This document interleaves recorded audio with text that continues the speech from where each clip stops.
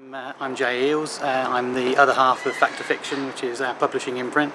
I'm apparently also the publicist. My role in Fact or Fiction tends to be, well, I gave myself the title King Staple because I do all of the putting together of the books. I design the logos. I chase around tardy creators to make sure that we get things done. Selena does the other half of it, which is the actual editing. We've been doing them since 2000. They're anthology titles. We do another title called Violent, which is more of a serial nature. In terms of what we've primed ourselves for today, we're talking obviously about female comic creators.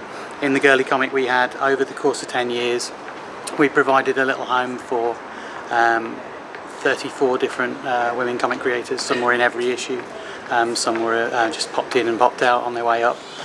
We had some of the earliest work of people like Carrie Fransman, who is an artist who now, she's done 2 graphic novels so far and works quite regularly for the Guardian.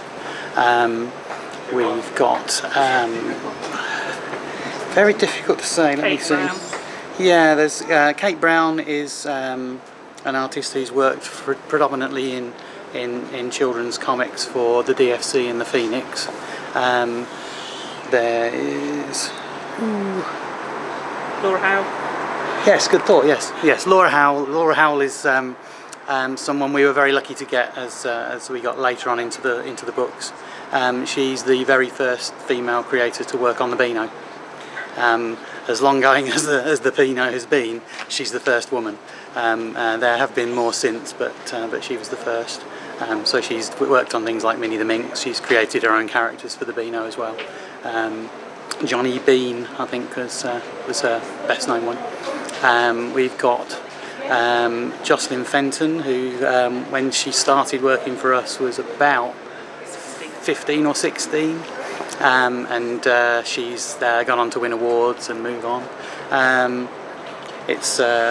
I guess what we found when we started the Girly comic, we didn't find many women creators to begin with, but it's almost like we planted a standard and said, here we are, and then they just sort of started to come from various areas. They say in small press comics that if you manage to get more than 3 issues out, then you suddenly get an awful lot of respect from other people in the small press scene, because a lot of people will start and go, I could do a comic, and they do it, and then they go, God, this is hard work, this isn't working for me at all, or I'm not making, why am I not rich? And if you get to the 3rd issue, then you kind of know you're not going to get rich. Occasionally you'll get a wonderful story where someone will turn up, do something, and then move on and become, sort of work in Hollywood or something, or get a film adaptation of something that they've done, but it's not what any of us expect. We all sort of band together. Small press is very friendly. We do use the term small press. A lot of people think that in novels and short stories, small press sounds very amateurish and they don't really want to be associated, so they say that they're an independent press. We're quite happy to wear the badge of small press, but then we're comics people and we're happy to call them comics. We don't play with graphic novel.